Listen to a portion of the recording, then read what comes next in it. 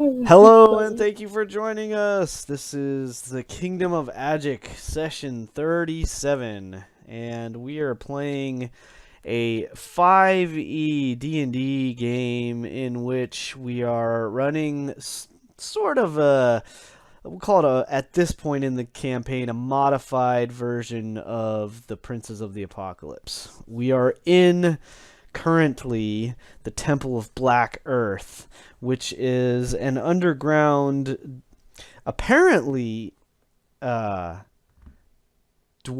created. No, did they say elven? The dark elf created temple that. Well, dwarven or dark elf. Anyway, that was created many, many years ago, ages ago, and has been apparently, at least this area of it, this part of it, because we don't know how big this thing is yet, but this part of it seems to have been overrun by a cult, and specifically the cult of the Black Earth. After clearing out the upper entrance, which basically was a monastery that had been abandoned, and some caves below, or some caves below that had all been created by dwarves ages ago. They came down deeper into where they currently find themselves. And in our last session, Kyra had essentially just annihilated Kyra and Farron, almost single-handedly, or almost as a duo, had pretty much annihilated 3 out of 5 ogres that they had encountered guarding a doorway to a doorway that's heading relative to where they are, or have been currently, would be heading to the southwest. And after seeing 3 of their mates, the leader's subordinates, being just annihilated by these thorns and fireballs and such, had cowed and basically bowed down to Kyra, who told them, "Hey, look, I'll give you some Scooby snacks if you back off and keep your mouth shut." To which they basically dropped their clubs, said, "Hey, we'll do whatever you say, and thank you for not killing us." And to which Kyra then sort of turned on her heel and walked out, saying, "I did say I wouldn't kill you," and is proceeding to walk out the door, I believe, or walk back to her friends. She basically said that under her breath, I guess, to her companions. And so we have Kyra this evening, as well as Boslan. We're currently, we have Farron is MIA, but will be along shortly, working late as things go in the real world. And unfortunately, due to work as well, we're missing Kalen this session. So he'll be back, I believe, next session. So look forward to having him back at the table, the virtual table, I guess. So that's the quick recap. Thanks for tuning in to 1 in 20 D&D. I'm Gregory. Let's get things going. So Boslan, you hear Kyra coming back out after this wave of heat and the spell casting and a little bit of whimpering, essentially, from some ogres. And she says to you, "Well, I did say that I won't kill them," or something along those lines. So what do you guys want to do? Don't look at me. I'm not a butcher. Besides, I have a feeling that anything in that room is pretty hazardous, at least by the sound of the ogres in there. I think Kalen would probably ask, like, "Well, have they been disarmed or detaloned or declawed, or however you want to say it? Are they harmless at this point, or should we be worried?"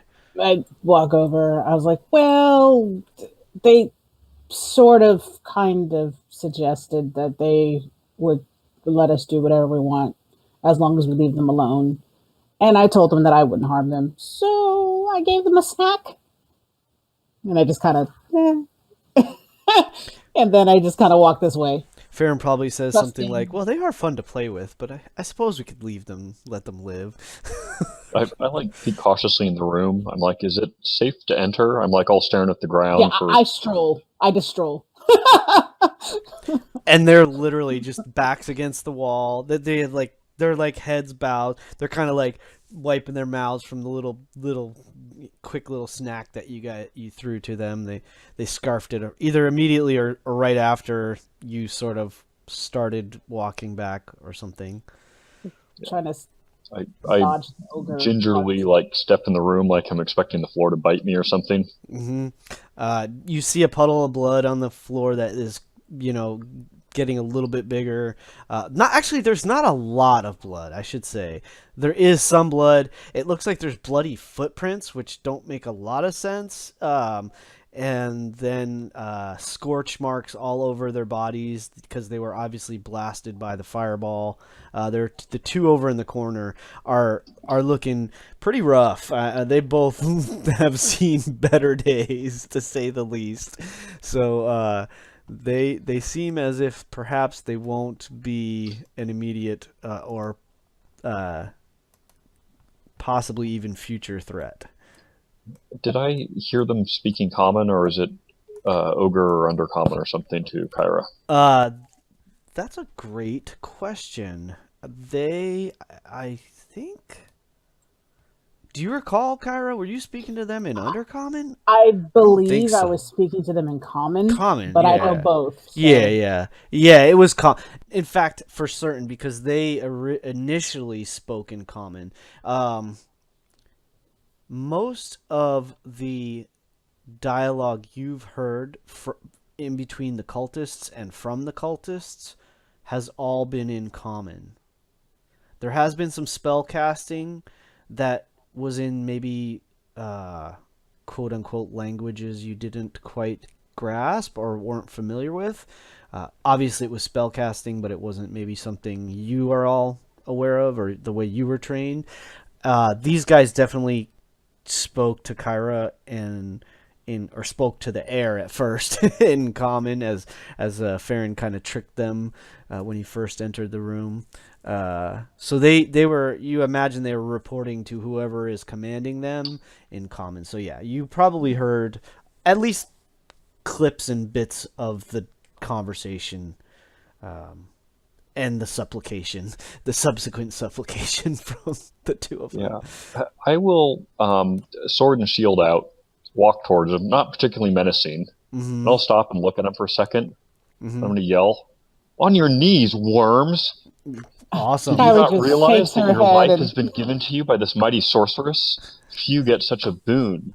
You should be grateful for your lives for the rest of your life, because you have no idea how close you were to being slaughtered most heinously. Okay, You should beg the forgiveness from this mighty sorceress. Nice. Kyra That's is awesome. trying to keep it in.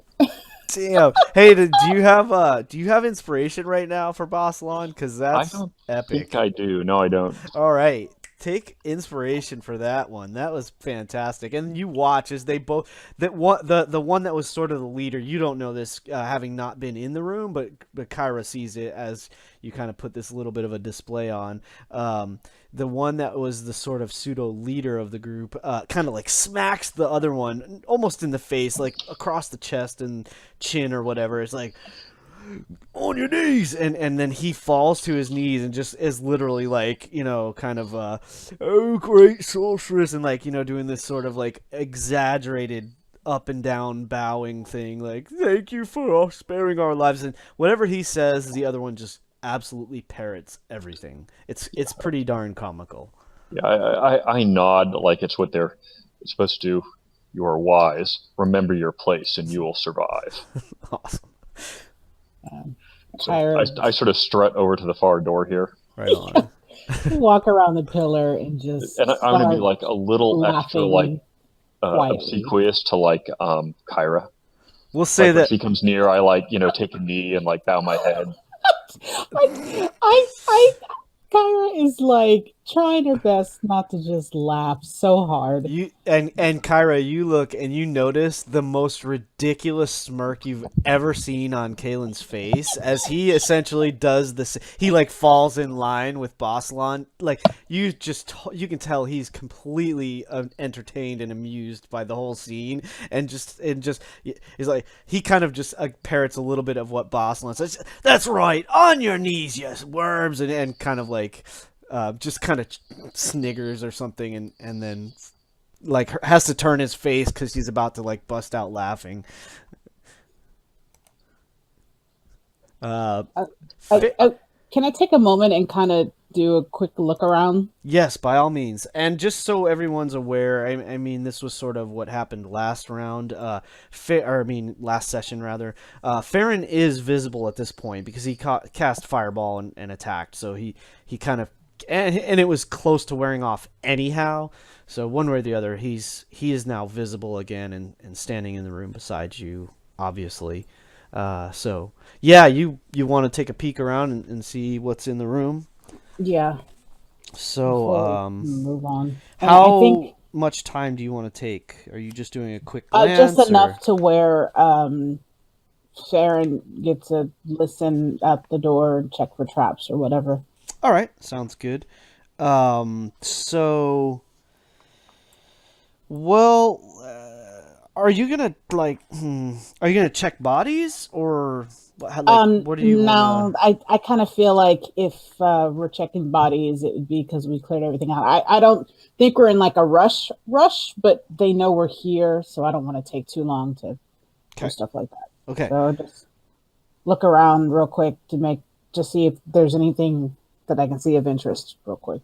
Okay. And if not, keep going. Okay. I'll sort of do the same, like almost looking like I'm bored and disinterested, but like just towing underneath blankets and stuff. Well, keep an eye on them. Okay, sounds like good. I'm a guard with nothing better to do. Mm-hmm. So why don't you both give me a perception check? That investigation belongs to Baron, by the way. Okay, so he's taking a look at the door. So it's all the same. Again, there aren't very many doors in this place that you've seen that have locks. And so far none of them have actually been trapped. The let me double check. Doesn't say. Just checking to see if this is a locked door. It's not. So there's not even a clasp or anything like that on this door. It's just one that, again, all the doors you've seen, again, unless they're a double door. Double doors are pretty typical with the hinges and everything. This one is like all the rest that has the central pivot point and turns into these two roughly 3-foot openings. Seems to be working fine and does not seem to be trapped or locked. As you look around the room, you just see there's this disgusting smell of, ogres living in this room. So it's gross. There's broken chairs, broken legs. The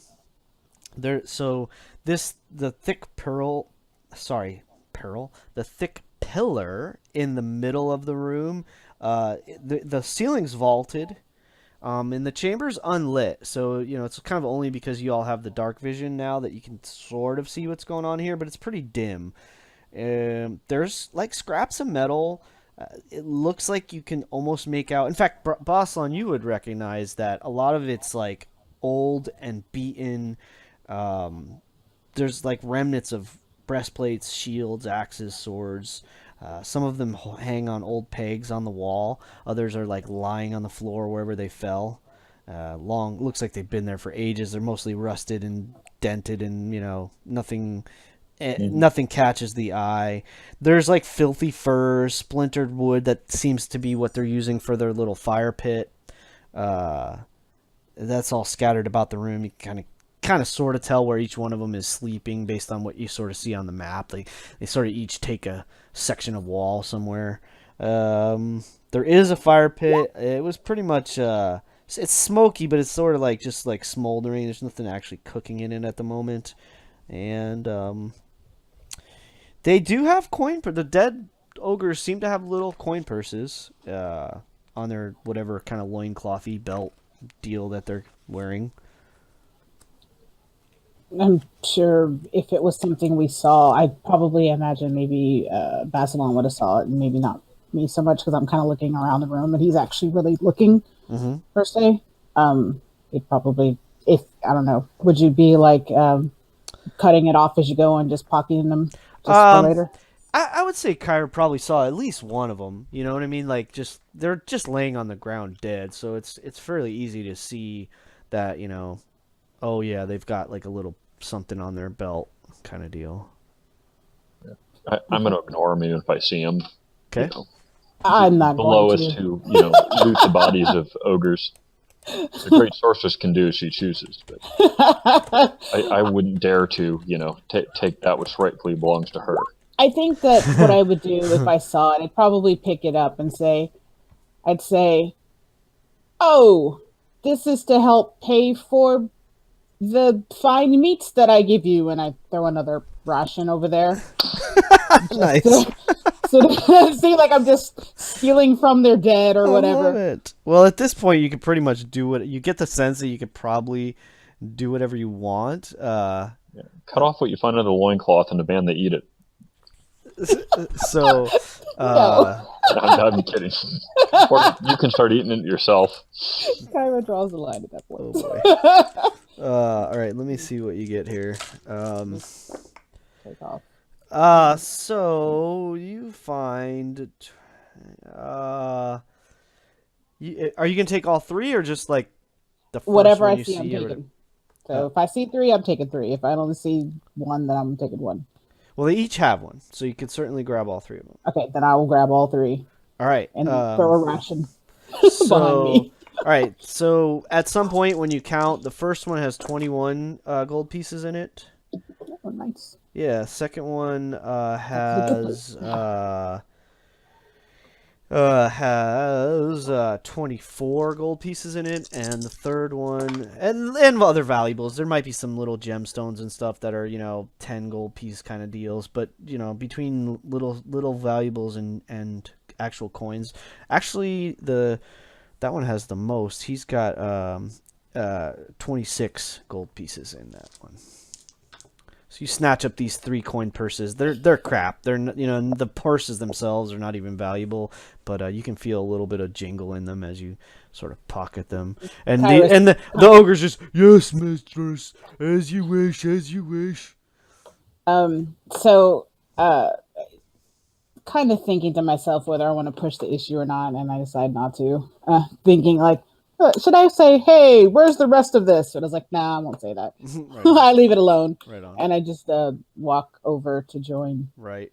And so, like, at some point, Kaylin kind of walks up to Farron and is like, so, how's it look, old chap? Or something like this. And Farron, all clear. I'm just going to add this to the group loot. Sure. Perfect. So it's like around 70, 80, something like that. Yeah, it was 71.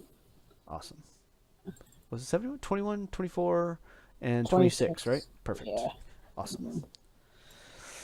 Nice. That'll help. So Farron doesn't see anything. No. Then is it possible for us? I mean, I know they're kind of over there huddling, but kind of try to be stealthy as possible to the next room. If he doesn't, actually, what does he hear?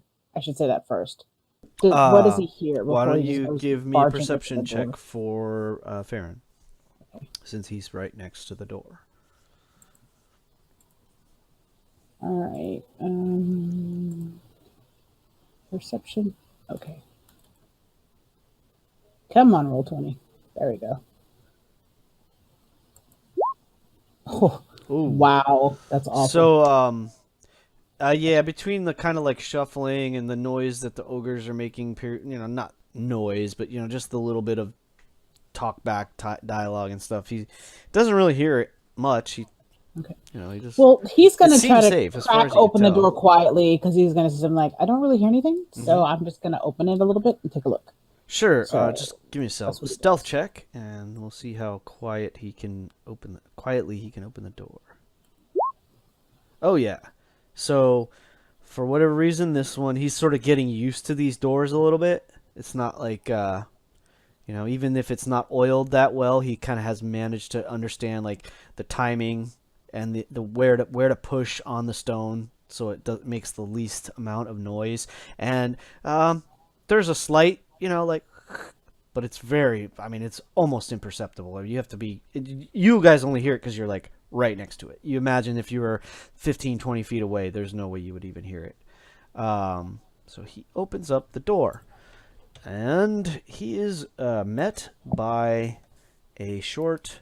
Well, he was going to crack it, not open it. Yeah. I mean, sure. Cracks the door, and he can see inside that there is a short 20-foot corridor, and as best he can tell, it seems to turn to the west. So he's just going to look back and say, he'll whisper, just a short corridor. Might want to try to stealth going in this way. And he's just going to try to stay roughly 20 feet ahead of everybody else. Okay. Sounds good. He wants to take a peek around the corner before he goes. And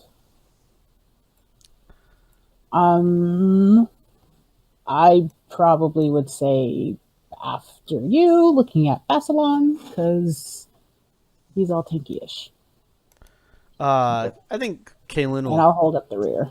Sure. All right. Perfect. So we'll do Farron, then Kaylin, then Boslan, then Kyra. Sound good? I'm going to go over, address the ogres for a second. Okay. You may rise when the sorceress leaves. You will stay here until we come for you and do nothing. There's another snigger from Kaylin. Meanwhile, Farron is he goes down to the corner, pokes his head around the corner, and essentially it looks to go off into the darkness. And let me see if I can figure out how far it goes here. Just give me a moment.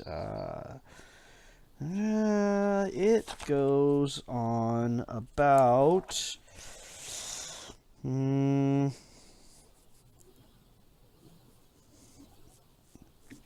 gonna say it goes on about. Well, it kind of goes out of his vision. He can't quite see what's happening down ahead.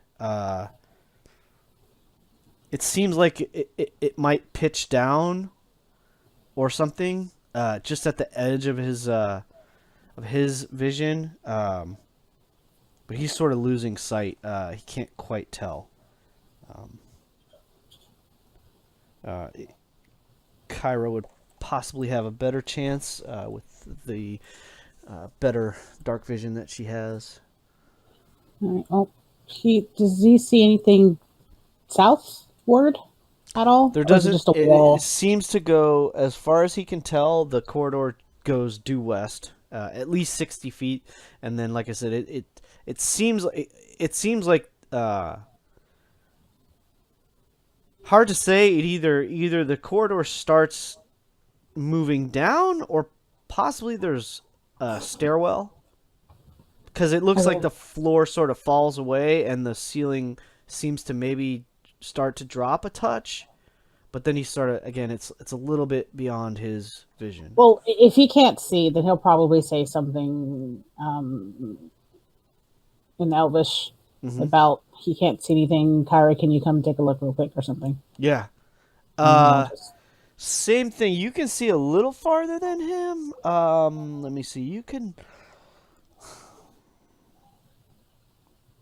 Yeah, see, you sort of get the same impression he does. It just slopes down. Looks to you like it's either the floor slopes, there's a ramp, or there's a stairwell. About somewhere between, let's say somewhere between 50 and 60 feet in front of you, or 40 and 60 feet in front of you.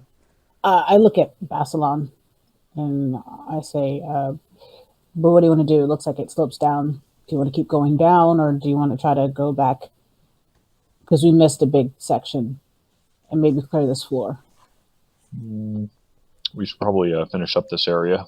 Don't want to leave enemies behind us. Okay, I agree. And Farron is gonna just say, "Yep," and we're all just gonna basically go back the way we came. I'll go first. On your knees, worms!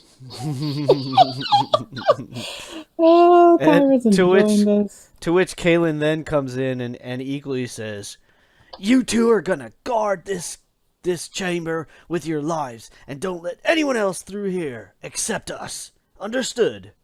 Something like that. I'm going to pause for a second and go to the other characters and whisper, "Hey, but didn't they say that the treasure was on the other side of that door?" No, they said they Oh. didn't know what was on the other side of the door. Oh yeah, I was gonna say. You know what? They were I've never told they were told to guard that door and not let anyone come through it. Oh, Okay, okay. then that means that there's probably something down this way. Then that's what Okay. I Well, would they think. If they said didn't say it was the treasure room or something, we'll just come back and check out later. Yeah. yeah. Again, when Farron first looked in there, they were keeping something from coming into this room, not from like keeping you guys from moving out. You follow me? Yeah, we should probably close and well, the door wasn't locked though, was it? No, that's why you gather that might be why they're here. Like Okay. it could be an exit. It could be that there's something dangerous down there. I mean, it's hard to say without having more information. Yeah, we'll probably go do what we said and clear out the floor before we go try to take a look. Okay, so you all move back through the room there, and I turn around to the ogres and I say, "I want to report when I get back."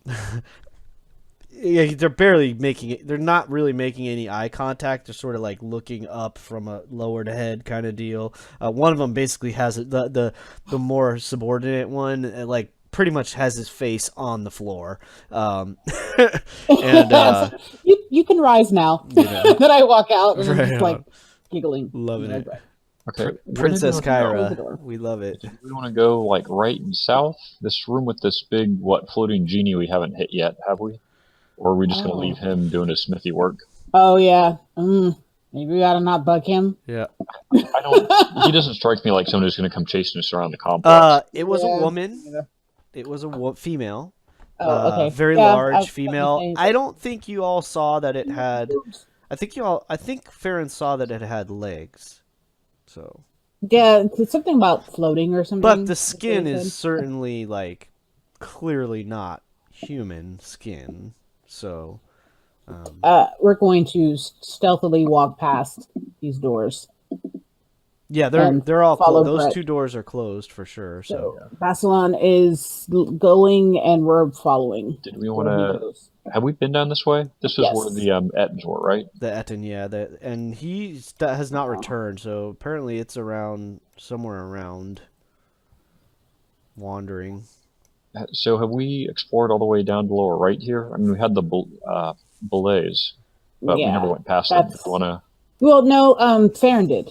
He went all the way down there and walked around. He didn't go all the way.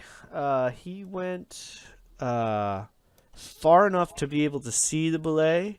So we could go down here, right? Yeah. Because Well, he, yeah. like, Well, let's snuck just past go or that way something. then. That's he would, if you ask him, he would basically say that's definitely the safest because he doesn't really know. The belay could be right where it was kind of hounding Kyra. It could have wandered around the. Was it chained or was it not chained? It was chained. Chained. Mm-hmm. Okay. Anyway, I assume probably in here we'll have like a little powwow of, okay, what'd you see where? And decide that, okay, if we want to go past this room, Very we should good. go in through the bottom. Yep. All right. So you go back through the Ettin's quarters or the chamber that the Ettin was using. Again, that room is sort of like an old forge. Old forge? No, that's not right. That room is sort of an old. The hell was it? Maybe not a forge. I think I got that wrong. Well, we know it was Brugnorb's lair, but beyond that, Did we care? Oh, it looks like it was a bakery or a kitchen or something. They're like huge old brick ovens that were sort of crumbling a little bit. Yeah, so some kind of a. You imagine this might have been where they kept everyone fed from. You haven't searched this room. This room was essentially Farron went through the room, dealt with the Ettins, and then the Ettin came out, or Ettin, not Ettins, there was only one. The Ettin came out, you had your little interaction with it, it sort of helped you deal with the, the hell is he called? The, God, Stone Melder. that blew up once it died. Well, You saw one. So the one you saw one stolen elder tried to hide in the wall. This one when it died, it like exploded. But they were definitely the same type of using the same type of magic, had the same garb, etc. So then the Etten went off. Like you're like, yeah, or I think Farron convinced it to go clear out or go hunt down more of the cultists or something. Well, yeah, then we'd probably take a quick look before we keep going. Yeah, I'll stand guard. So anyone that wants to check, let me have a investigation. I guess we'll just Kaylin do. probably would check too, but Yeah, if you to make it suggest quicker, to be like, hey, you check over there, I'll check over there, you check over there, kind of thing, so that we can sounds good. cover it without. So Hey, investigation. that one is mine for everyone. even though it All says right. there. Unfortunately, 6 for Kalen. He's kind of like disgusted by the scraps of rags that the Etten was using. It's kind of a foul smell in here. That one's fair. He can't take it. Second one is Farron's. Awesome. So Farron then was Bossalon going to look around, or is he just guarding the door? I'm guarding. I assume the other three of them can Perfect. search. All right, super. So Farron, he looks in. There's like some pelts that they were using, like this a heap of something that's covered with some again filthy pelts, and he finds a pile like. Like it makes a tinkling sound as he kind of pushes on it with his foot. Like doesn't want to really get under it, but like steps on it, if you will. And he was like shing kind of deal, and then uses like his bow or something to lift, like throw the pelt off, and uncovers a pile of treasure. You would guess it's upwards of 2,900 copper. There is some silver in the form of electrum mixed in. If you're going to take the time to collect it all. Yeah, we'd probably not collect the copper and collect the rest. All right. Because copper's heavy, unfortunately. We don't have that much. It's only like, space. honestly, it's only 29 gold pieces worth of copper. Right. So it's probably not worth it. If you kind of shift through there and pull all the electrum pieces out, we'll say it takes 4 or 5 minutes or something like that, but you can get 130 electrum pieces. He finds an ivory statuette of an elephant. It's you'll have to get it assessed, but just go ahead and mark it as 80 gold piece value. Ivory. Yeah, ivory statue of an elephant, and that's worth 80 gold. Okay. And there is a pair of gold bracelets. And just by kind of like hefting the weight of them, you imagine they're probably worth 30 gold pieces each. They're just gold bracelets. Okay. I'll stick that in my group loot.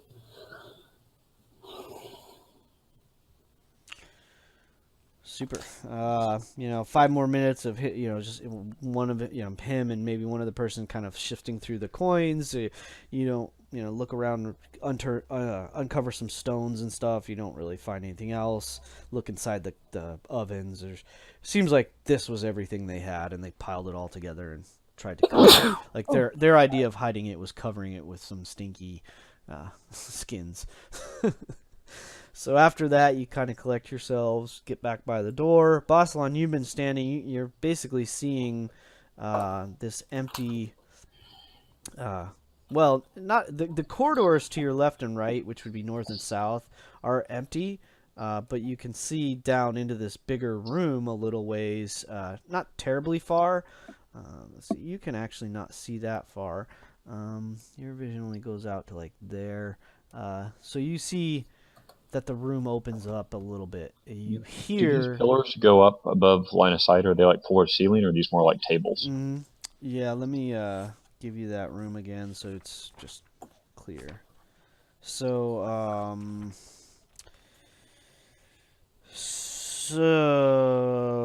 let's see. So, some long ago, A seismic event devastated this great hall. A deep chasm splits the chamber in two, leaving a wide gap between the room's northern and southern halves. There's freestanding pillars of rock to the east, and they create natural stepping stones across the chasm. Those are out of sight right now, from where you're standing. The chasm continues beyond the west wall, and a narrow ledge hugs the south wall of the expanse. That's where you all were standing earlier, when you were fighting before you fought the cultists, and when that Bullet was kind of, snuffling at Kyra. 6 huge stone pillars still stand in this chamber, and the ceiling here is almost 50 feet high. So you do sort of lose it from where you are until you get into the room, and then you can see it goes up 50 feet, about 50 feet. Each of the pillars anchors heavy iron chains with links as big as a warrior's hand. So, imagine they're a good 6-8 inches around or something like this. And you know that you fought one bullet early on. Well, sorry, the primary group did. Bossalon, you know that they did because you saw the remains of it. So they've killed at least one. There are 2 here that seem to be chained up. Again, it appears that there may be 2 more, or at least 1 more if one is dead, since there's 4 sets of chains. That's kind of like just a quick, educated guess, but there's no proof of that. Okay. Okay, because we kind of looked around. I think Basilan didn't get too far in, but Kyra and Farron did. Can we kind of estimate how far we can go in without getting chomped by these guys? Yeah, their chains seem to give them about 10 feet of move. Like, they can walk comfortably around the pillar. They can't really go beyond that, as far as you can tell. Okay, so 10 to 15 10 feet to is your 15 guess. feet away from each pillar. Away from each pillar, correct. So we're basically going to do the whole, like, Metal Gear strafe this way kind of thing. Sure.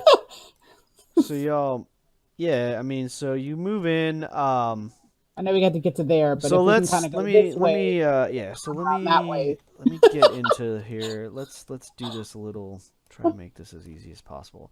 If you try to avoid their presence, this one can get to there. They can sort of cut you off. They can sort of pinch you off. Did we see chains in front? But yeah, but we were. This one. I did the whole thing like this. This Excuse is me. the direction I was heading, by the way. And then I was going to go this way, but obviously, at least we know we could get to here without getting eaten. Yeah, for sure you can go around that pillar. And yes, you do see chains around that pillar. But like as you're standing here and like looking and investigating, you see 2 of them in the room. There only seems to be 2 at the moment. They sort of wander around aimlessly. When you get a little closer, they definitely sense your presence. So they start to get a little agitated, or We could kind of pick them off from far away. if they have a good amount of hit points, but you imagine if you, I mean, you literally could. It's kind of gnarly, but you could literally just like huck firebolts and stuff like that at them. Yeah. Probably. I'm going to just take a look real quick to see if I can do something that take off a little bit quicker, just because I don't want to attract a whole bunch of attention. I think we would be making this plan before we got too close to where they would start like making all this noise. Okay. Yeah, I'm just The gonna stay one, in the hallway. I want you guys, since the others aren't here, I'm just gonna have the 2 of you do this. Give me I have no slots for that. give me a nature check, both. Okay. Ooh. Something I'm actually decent at. Right. So let's see. So we got 15 for Bossalon, and all right, how about Kyra? nature. So 13, and that's fine. That's it's fairly obvious. This is why this was a relatively easy check. Like moderate, like a 10 would have been enough. Uh, it's pretty obvious from looking at these two as you sort of like kind of figure out like, all right, how are we gonna get around these two? Um, the one that was kind of snuffling at you earlier, so the one that's say the northwest one, seems a little more, a little less primal. Sorry, that would be the north. Can we do one of those, hey, here, doggy, chase this, throw a rock or something and get them to kind of run to one side kind of thing? Like, throw rocks on the other side while we're walking. If they're Oh not, gosh, I don't know. Like, I just realized something. Wait, I just realized something. I think I might have made a mistake. Let me. No, I have this right. I apologize.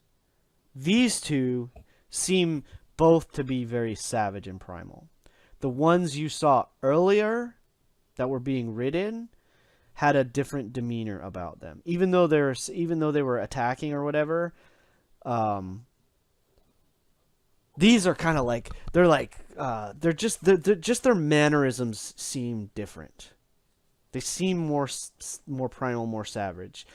Best guess, I mean, Baslan, maybe having a little bit of training with like beasts of burden kind of deal. It's like these two haven't been broken, if that makes sense. Yeah, they don't exactly look like something that could be ridden, but right. Yeah, you can't imagine these two would be ridden. The other one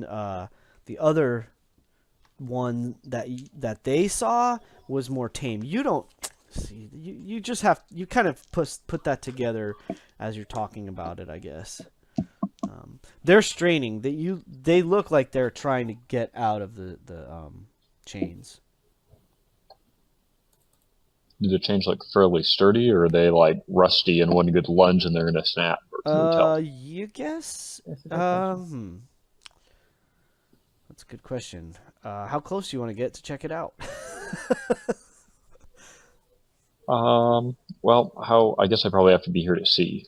I mean, just like off the top of my head, is there like piles of rust we see? How about like the chains right in front of us are going to be probably the same generation? So how solid do those look? It looks like they it looks like it's meant to keep them here, but that it's not unheard of for humans to break their chains, so it's possible that they could. Well, we need to, or You would know like that to at get. least there's a potential. Yeah. Well, we would like to get out the lower right. So how about we just start shooting at that one and see if we can take it down that's before. what I was thinking. And then Yeah. maybe do something. I'm looking through Farron's stuff to see maybe if I want to waste like a chromatic orb just to try to take it out a little quicker so it's not making so much noise, screaming and hollering and stuff. Between I would say between Kyra, Farron, and Kaylin, even just using cantrips, you could. I mean, it'll take a few rounds, but Yeah, we're going to keep our distance. it's not going to take you more than a minute. You imagine? Okay, then yeah, we're not going to waste spells. We're just going to do some cantrips. A fish in a barrel, right? I mean, the thing is chained. After a few rounds, it depending on how dumb it is, it might try to get away. Okay. And that's the plan. Let's let me see how much. Let me get like kind of think of it like an average. Can you just toss the spell up for me once? Just to see what it looks like, what kind of damage we're talking. So we're looking at like you guys are level, so it's gonna be 2d4. So Kaylin's gonna do like 6 damage ish. Whoa, produce flame. Whoa, that's nice. Yeah, that's one of my cantrips, and then I will. So that'll be like Farron's cantrip. He'll do firebolt. That's produce flame. Okay, firebolt. Shit. So yours is actually the most effective, apparently. Pretty brutal spell. Well, actually, Firebolt is better. He just Yeah, oh, bad that's roll. right. His potential. He Bad just rolled roll. like crap. Yeah. So his is gonna be somewhere around like somewhere around what's that? Yeah, I'll throw it up again. Yeah, this one he did 13. Yeah, this is a So little yeah, more closer to average. So somewhere in the range of 12-ish. And yours is going to be a little bit higher, but not substantially. So Kaylin's is sort of the weakest. So let's say it's going to take. Let's say it's going to take.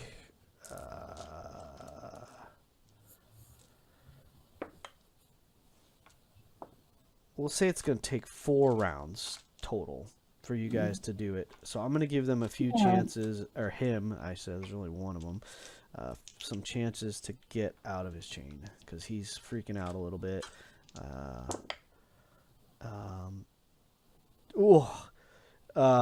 There's a moment just at the end where the other one's sort of freaking out a little bit. They're not super intelligent, so they don't like. It's not like it really gathers what's happening. It's just freaking out because of the excitement of the fire and you know what I mean, the noise the other one's making. There's a moment right near its death where it's like straining with everything it has, and you actually watch as like one of the chains starts to open, so one of the links I should say starts to open ever so slightly, but it just can't manage to get it loose before you guys put it down. So we'll say that one is handled. The other one is sort of stomping around and just more and more. It's like it starts digging into the stone a little, as you know. It's freaking out a bit. It wants to burrow, but it can't really do that, and it's just freaking out.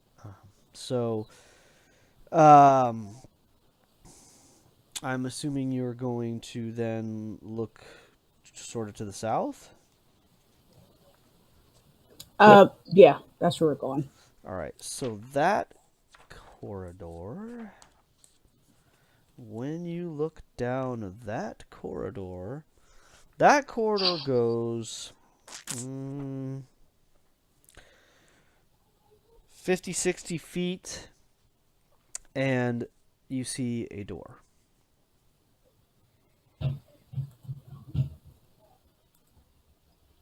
Okay. So then we would have already started walking. Yep, I say we're over here now, right? Yeah. Aaron would have. Yeah, let me open that up a bit. Said he was gonna probably stealth and walk 20 feet ahead just to try to take a look, see we're not walking on any traps or opening any weird doors or whatever. All right, and what do you guys want to do? You see, like I said, 50, 60 feet off, you see like down the corridor, you see a door. I think someone should go down there and do the usual check at the door. That's what he'll do. He'll go down there and take a listen. We'll first check to make sure it's not any kind of weird traps around, and then he'll put an ear to try to listen. See if you can hear something on the other side. Okay, let me peek at something. All right. First rule of DMing. Don't over-prepare, because you never know what your players are going to do. Yeah, it happens to be all the time. You just bypass everything that you had planned. Oh, you just totally go the other direction. It's hysterical. Interesting. Suddenly that door leads elsewhere, and we're back on the other side. I know, right? No, that's I just got to. Hadn't even imagined you guys would come this direction. So now I have to do some quick on the fly prep. Isn't this all a game about imagination? It is. I mean, what if we were playing Undermountain? You would have been like shit out of luck. Oh, you know, we're not. So. It's like we're not, so yep. This would be like the parlor entrance to Undermountain.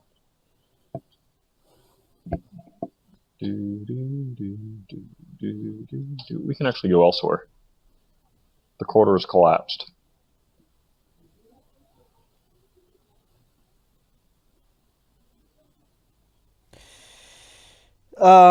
So what? Okay. No, I'm good. I just wanted to. Okay. So he's gonna go up to the door and do his usual check.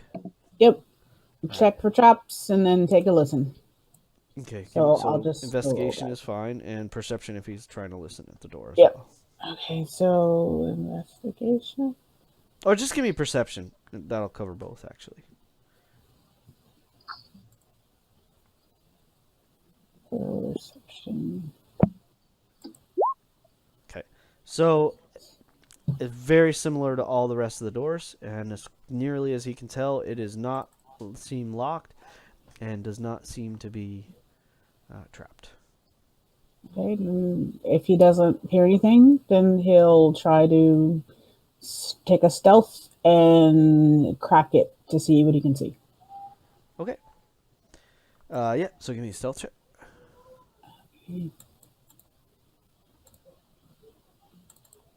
Come on. There we go. That's a Nice. better stealth. So, similar to the door in the other chamber with the ogres, this door, again, moves nearly soundlessly as he pushes it. Whether it's just the luck of how it's, how it's positioned, it's worn enough that there's nothing for it to rub anymore or something like this, and it's well greased. This chamber has been badly damaged. Several collapsed columns and buckling walls speak to the passage of many long years, but one feature remains curiously intact: a stone fountain in the middle of the west wall. It consists of a 10-foot wide, semicircular stone basin of water, with a grinning gargoyle perched on a pedestal jutting out from the wall. Stone doors exit to the north and the south. So above the table, I literally don't have this map set yet. So if you want to go this way, I need like 5 minutes to get it ready. We still have stuff at the top. Did you want to just go back that way? Yeah, I'm fine that way. Yeah, we'll just go back to the top. I'm happy for you. I mean, it's totally cool if you want. Similar to the one you were on the other side. If you want to go that way, I'm ready for it. We just, like I said, this particular side, I didn't think you would go back across and down. So I just didn't bother getting this map set. But we can go that way if you want. Well, what I was actually thinking of doing, as long as we're over here, head up to the north side of this chamber and see what's up there. Yeah, okay. Y'all haven't been that way at all, so we'll do that. Sensible. Is this like tolerably safe to cross, or is it going to be like completely? Yeah, can you try to hop that? jumping jacks? They definitely seem crossable. Give me a perception check, please.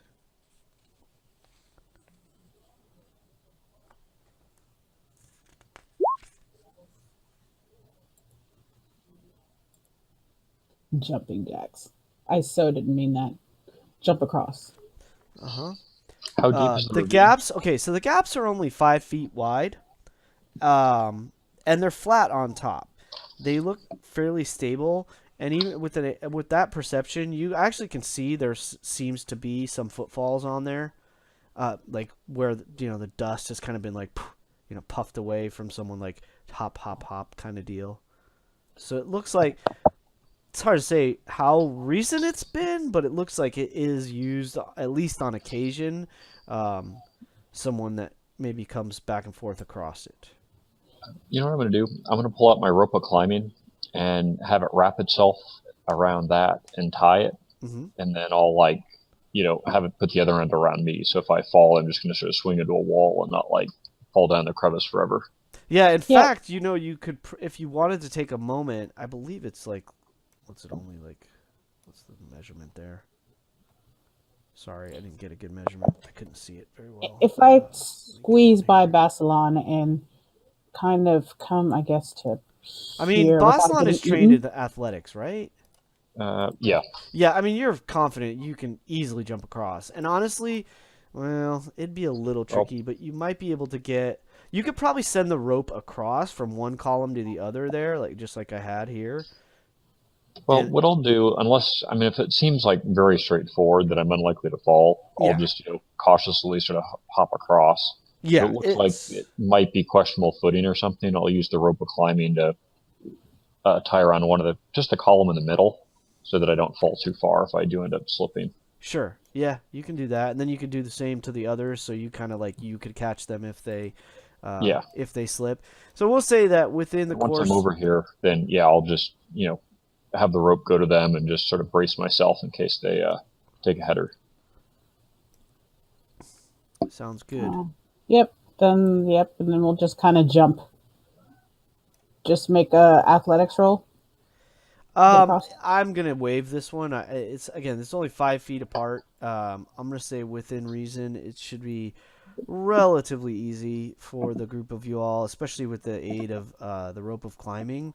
It'll be fairly easy for you all to hop across there. And we're healthy and I believe tolerably rested. Mm-hmm. Okay. I will cautiously approach this corner Yeah, and me too. Look peek around. around. All right, give me a moment, and I will. I'm gonna go to the other side actually and look from the other side. Just cause. Just cause.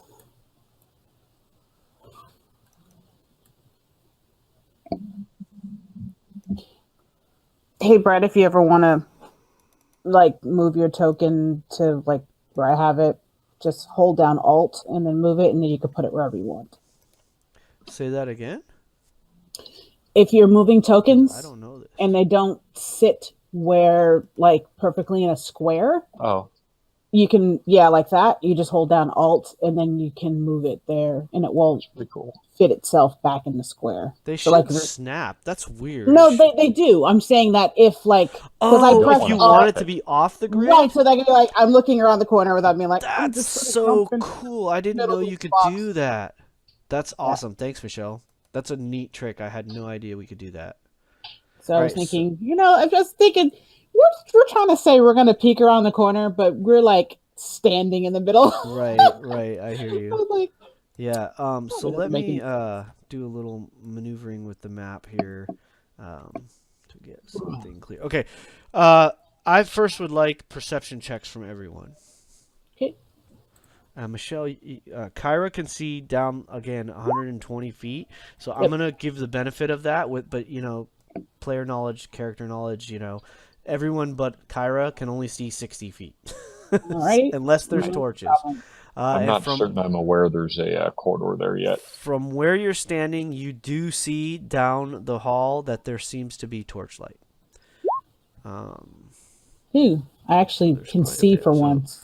5, 10, 15, 20, 25, 30, 35, 40, 50, 55, 60, 65, 70, 75, 80, 85, 90. Oh, we rolled pretty good. 100, 105, 100. Okay, you can pretty much see like Yay, down us. to there.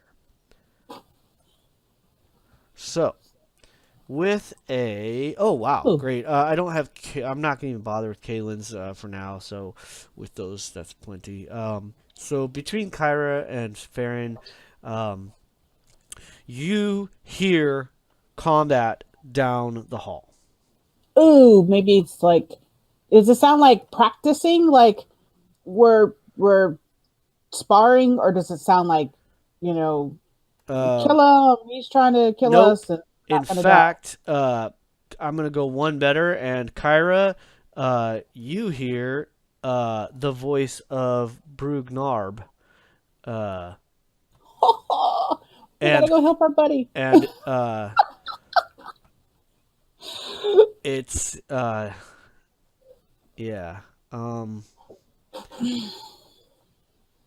He sounds frustrated and injured.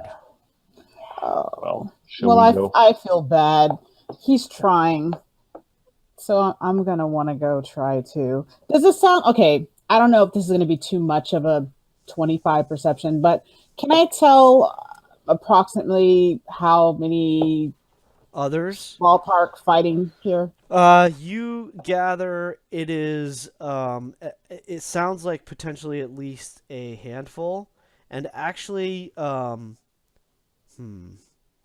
having just passed some, I'm gonna say you think you might hear the heavy footfalls of another bullet. I put on Like this. even Farron would probably say, I think I hear Brugnor, but and it sounds like maybe 4 or 5 others. I can't tell. I'm gonna slump my shoulders and put on the sad emoji face and say, "But we should help him. He sort of tried." And looking at Basilon. Well, whoever he was fighting, we'd be fighting sooner or later anyway. Let us go assist. Okay, So I so I'm pull gonna out sword follow and shield and behind. start head down the corridor, All right. somewhat So cautiously. in that case, we're gonna do this, and let's go ahead and do a little combat music at least, and I'm gonna say y'all are gonna go like charging down the hall together. Essentially, is that the idea? Or does Uh, somebody want to hang I'm back? probably Or going to hang about maybe 15 feet from Basilon, just because I'm a spellcaster. I kind of want to be back. I think Kalen is probably going to be next to Basilon, I imagine, because he likes his swords Mhm. to back him up. And I think Farron is going to kind of stay probably 5 feet from me. Sure. It So kind of makes I sense. want to do something real quick to see if the effect gives me what I'm looking for here. Bear with me for a moment. I'm gonna do something to Kyra's token for a sec. Um, let's. Oh, and actually, we probably need to do that too. Um, So I'm going to turn off Kyra's sight for just a sec and see if this does what I'm hoping it will do. Sort of, it does. So essentially, you all can see in front of you 50, 60 feet. And then up ahead, like there's a gap, there's like a darker section of corridor. And then you sort of see it opens out. You see that there seems to be a T intersection. And further on, there's this dark like the darkness starts to fade, but then beyond that you can see that there's torchlight from what you've gathered, illuminating the room, or what appears to be maybe a room To beyond. the. Okay. So that was just sort of a way to essentially indicate what you can kind of sort of see up ahead. So now I'm going to go ahead and put your sight back on like it normally was. Now, so give me sort of a marching order or something like this so I know like who's going to go in So first. Kalen is right next to Basilon. Well, They're I'm kind going of. at sort of a trot. I'm not running. I'm going to slow down a little bit when I pass side corridors and like peek both ways. Okay. Yeah. But I'm going to I'm have my sword and 15 shield behind out. him. So I'm going to say so it sounds like you'll take 2 rounds to get into that room. 1 round to cautiously go up, check both ways on the corridor, maybe move a little bit further. Probably. Or Yeah, do you so let's want say to run one. actually get all the way up? Because theoretically you can get all the way there. No, we'll go here first. I want to Yeah, check I both need to side corridors. look, All right. yeah, so we don't get So you get flanked. to that spot. You kind of both look left, right. There is a dead end corridor to the left, door to the right, which would be the the door to the east, dead end to the west. So I'll sort of trot up here and then sort of see what I can see. Okay. So we get to there, and that's where we're gonna roll initiative then. So you get to there, and you see it essentially opens up into a room, and I will share with you just a moment. Adjust the map again here, and show you. Where does it go? All right, so it opens up, sort of, kind of to. Just go with like this, so you can. Yeah, that'll work. This is gonna get a little interesting, folks. So,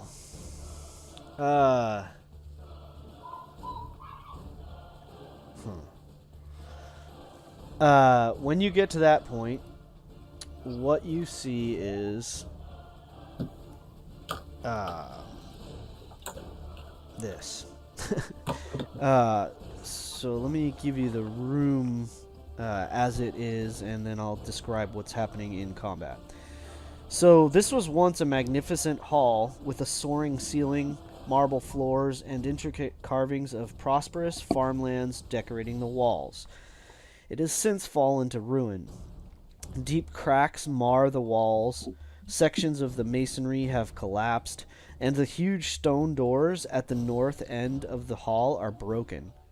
Passages lead west and south, and there is a stone door to the east. A small cooking fire and several bedrolls are in the southeast corner of the room.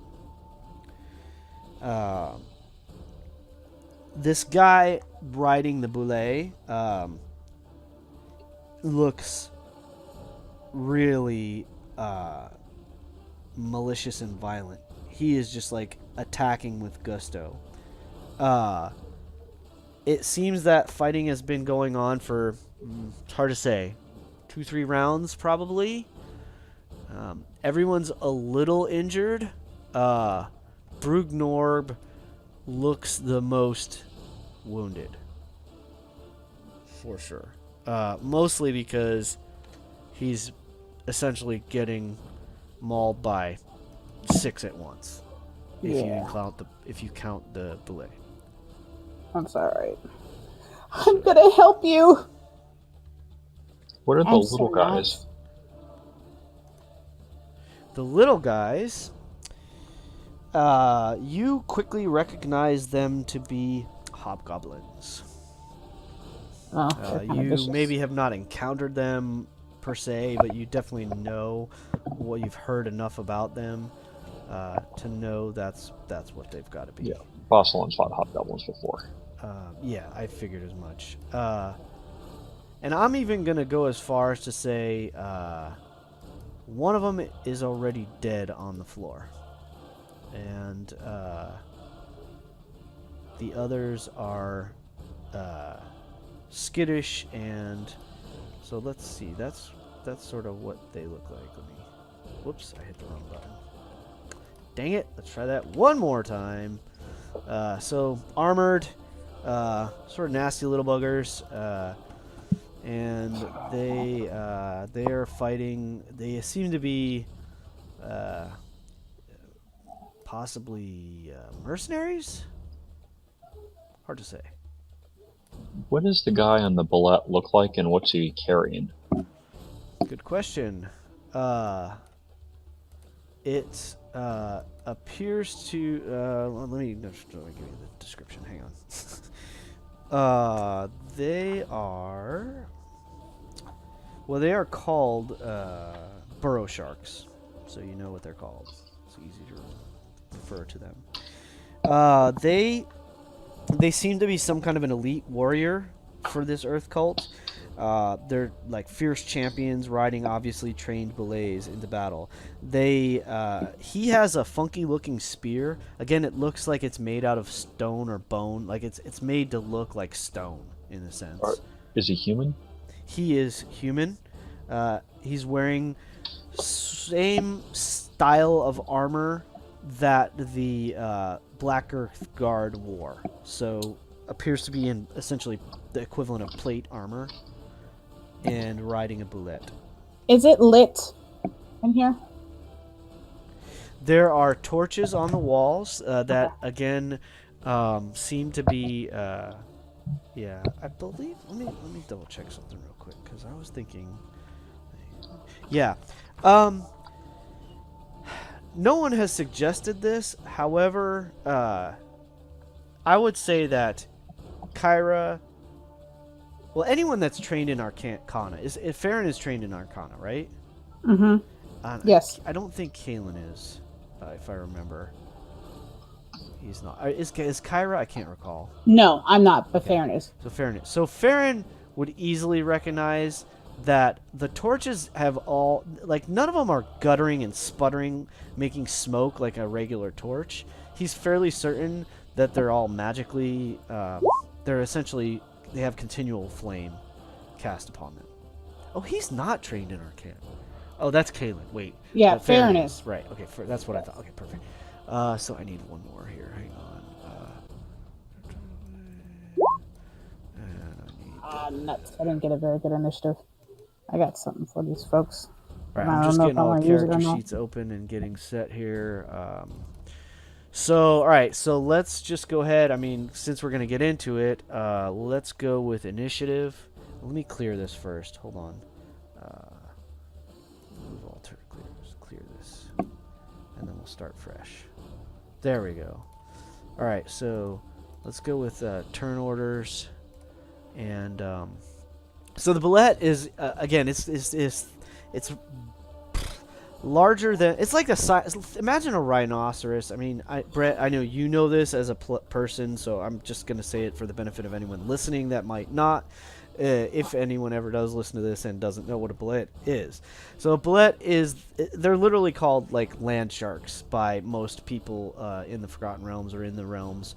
They are essentially like the size of a rhino with roughly the same sort of looking kind of appearance. However, they have more of the face of like a pointed faced shark, and they can literally dig through earth. They have a burrowing speed. They're sort of nasty, almost pig-like or boar-like, somewhere between a pig, a boar, and a rhinoceros, essentially. This cultist, this Black Earth dude, is on the back of it with his spear and just like harrowing the Etten. It looks like they're trying to get around Brugnor, but somehow he managed to get himself in the doorway, so they can't quite. And with the rubble on the other side, they can't quite get the advantage of pinning him in, luckily. But he's still, you can tell he's still injured. So that's sort of the situation as it stands. There are 2 torches in the room, so there is some light. And again, they seem to be lit with eternal flame. If you all wanted to at some point, that is something that someone could snatch. Not important now. Let's start some killing. Yep. Yeah. So I need everybody to go for initiative, please. I think we already rolled. Oh, sorry. No. It didn't populate, or I deleted it. Damn it. I'm sorry. So That's okay. just put yourselves in again, and then you can edit it, if you don't mind. How do we put ourselves in? Just re-roll it again, and then and you click do on the whatever number, it and you was. can manually fix it. So I gotta deal with. I had 9. I'm gonna give the burrow sharks and the hobgoblin. No, I think the burrow shark and the belay are gonna go on the same turn. I think I'll give the hobgoblins their own initiative, and the Etten, of course. Brugnorb is gonna have his own go at this. So his initiative is not terrible. And we need the hobgoblin. Farron's was 19. Sorry about that. No problem. And last but not least, I need to do Kaylin.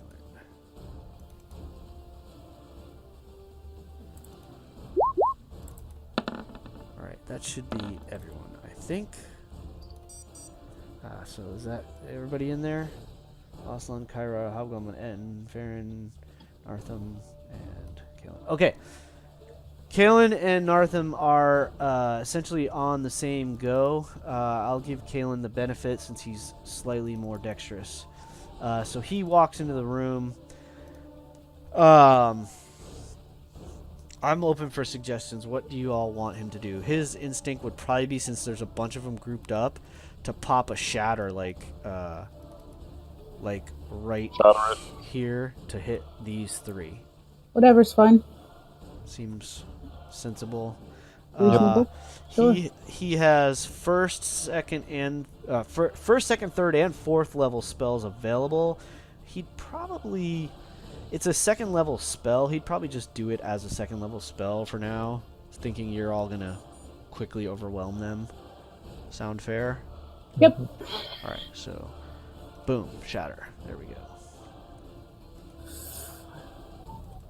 So Kalen gives his he strums the lute and makes a motion in the air, says some words, and there's an explosion of stone. Sounds like a small thunder crack. Not a very strong blast of stone, but the 3 of them definitely have to save. So let's see here. It's Constitution. So first Hobgoblin, second Hobgoblin, and lastly the Burrow Shark. So 1 succeeded, 1 failed, and the Burrow Shark. Oh, and the Belay technically. The Burrow Shark failed. And oh gosh, are these going to me or is it going out to the group? Because I want it to go out to the group. No, we can see it. This Okay. says 3, 15, 11. Okay, perfect. Making sure. I had the belay on GM only, so I didn't want it to whisper to me. All right, and the belay. Okay, so everyone except 1 Hobgoblin, Mr. Red here, fails. So he's going to take half damage, I believe, right? The chair, stones, disadvantage. Take half Does as much. Yep. Brugnor get fragged too? No, Kalen is smart enough to pin it behind in such a way that it did not frag Brugnorb. Luckily, all right, so that guy takes. We're rounding up. Just make this go faster. So he takes 5. He takes 9. He takes 9, and the bullet takes 9. All right, that's Kalen's turn. He will then, since he can get him back on a short rest, he's then he claps you on the shoulder, Boslan, and says, "Ha! How about some sport, my friend?" And gives you bardic inspiration. Yep, I'm getting ready to go in now. Time for some sport. All right. Next is the Burrow Shark and the Bullet. They haven't noticed your presence because they're fully engaged with this dude. He gets to... he's attacking with 2 hands. And he makes 3 melee attacks. This could go badly for Brugnorb. Let's see. First misses. Second misses. Oh, survive! And the third finally makes it through his armor. So what's happening is, Brugnorb is kind of just like swishing back and forth with his Morning Star and his axe. He's like his battle axe, his Morning Star, just like almost like they're waving around. It almost seems random, but somehow it's like he kind of like. The Burrow Shark is Nartham sort of... You don't know his name, but I'm just going to use it because it's easier. He pokes out at the end, and the first attempt gets batted to one side. He pokes again, it gets batted to the other side. He finally holds for just a moment and times it right and stabs through and pokes Brugnorm in the belly. He takes 8 piercing damage from that, and that is his turn.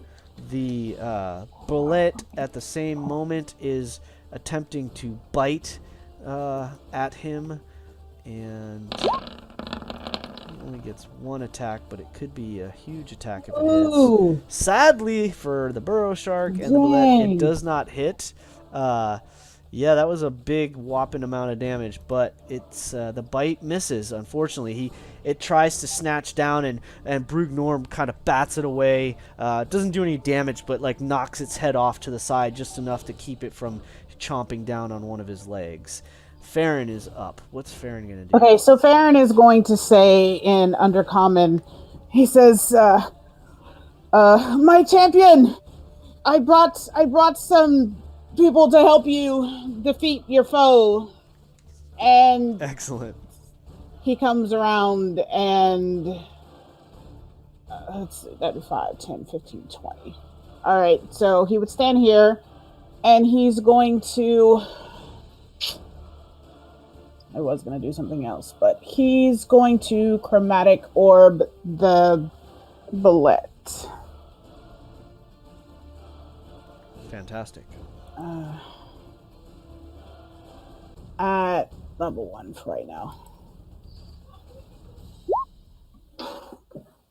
Ooh, that's terrible. Do you have any inspiration? That was awful. I don't think he does. Unfortunately, that. Oh, he does. It has a little thing. Doesn't it? Okay, hold on. Let me see. So there's like a D&D symbol. Oh, yeah. He does. He has inspiration. He has inspiration. He's going to use it because that was crap. So that makes an 11, which is Still not enough, probably. still not enough. Yeah, well, let's see. Since you're deciding after the fact, why don't you go ahead and re-roll it and see what happens. Give you a full re-roll there. No, not advantage or anything, but Yeah. the 9 was pretty weak. That's pretty loud. They're both pretty lousy. Yeah.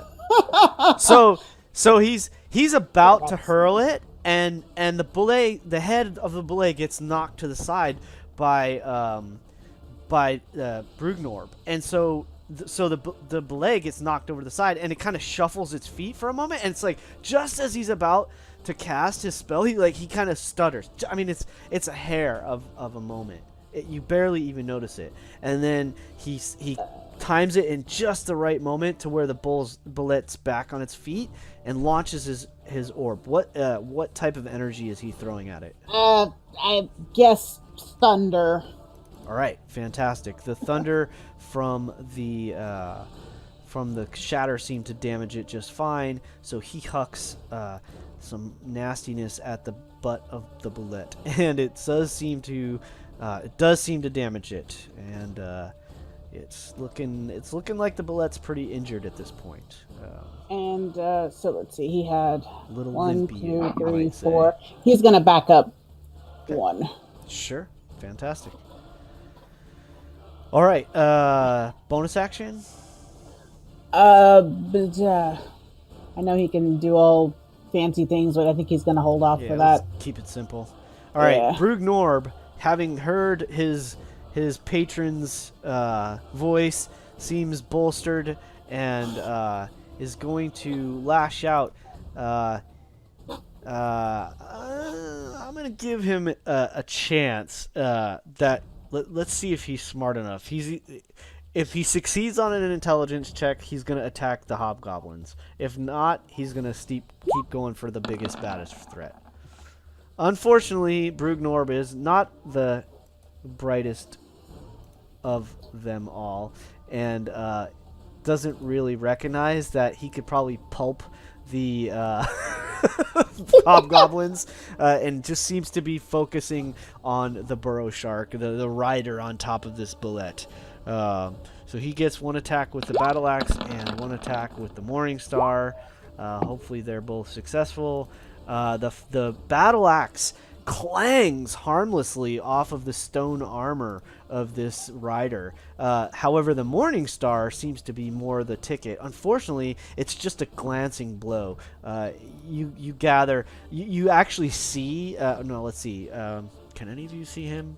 Probably only Bossalon. You sort of see the side of the face of this warrior on the top of this belay as it gets knocked to the side, and you see it. You see this like sinister grin. It wipes. You can tell it wipes blood with the back of his hand, and turns its head back to face the Etten, as if to say, "Is that all you can do?" All right, the hobgoblins then are up. So 3 attacks.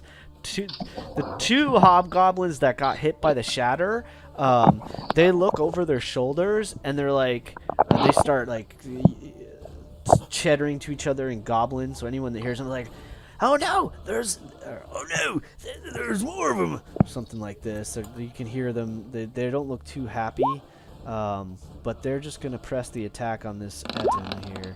So there's 3 attacks going towards Brugnorb. First one misses. Second one hits.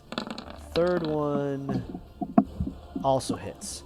So Brugnorb is pierced by, or slashed by, 2 of these longswords that manage to cut into one thigh and the side of his other hip, his opposite hip. He's taking little bits of irritating damage here and there. He's looking not too happy. All right, Kyra, you're up. Okay. Let me just walk up so I can see. 5, 10, 15.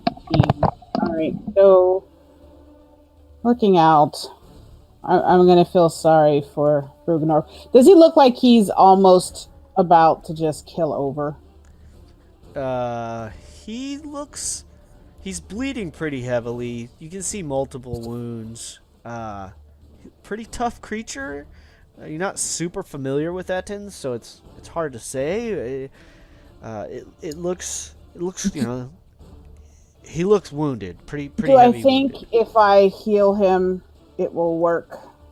You think it'll work? You're not sure how much difference it'll make at this point. He doesn't. It's not like he's on his last leg. He's not like down on one knee and huffing. Right, and and that's what I want to know. Yeah. Okay. Yeah. You think he's still got some fight in him? That's for sure. All right. So that completely changes what I was going to do then.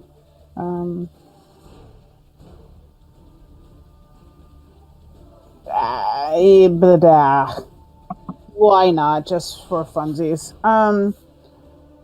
I will put out a oh no, I don't want to do that because that's going to be like a 3rd level. No, it's not for funsies. Okay, so I'm so at a loss. Okay, so I'm going to just put out a flaming sphere, I guess. Why not? Just because it's fun, I guess. All right. Remind me what the diameter or radius for that is. Let me post it on here. Flaming sphere.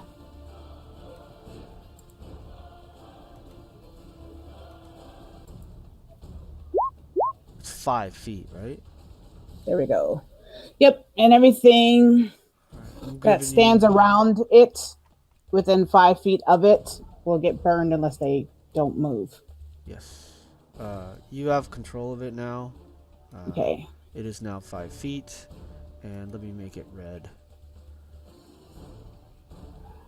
All right. So I'm going to put it out here. There you go. And I'm going to use my bonus action to pull it back and ram it into the red one, the red hobgoblin.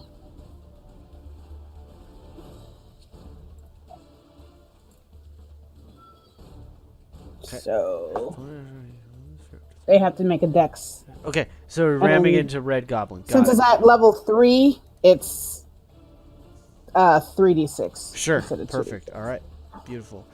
He's got a dex save. Here you go. I'm just gonna go ahead and hobgoblin feels the heat, intense heat behind him, and ducks to the side. All right, so he takes half as much, and if nobody moves, everybody's gonna get it on their turn. All right, so hey, and look at this wonderful timing. We have 6 our damage. 3rd player for the evening. Welcome, So Reed. I roll crap. So half as much as 3 fire. Let me reconnect here to see if I can get our friendly Australian face on the screen. Yeah, no face today. No? Oh, okay. Well, then we'll just leave the funny finger face. Thanks for joining us, man. Sorry you had to work late, bud. No, that's fine. Yeah, it was right. All right. Let me give you a quick 5-second recap. Well, maybe a minute recap.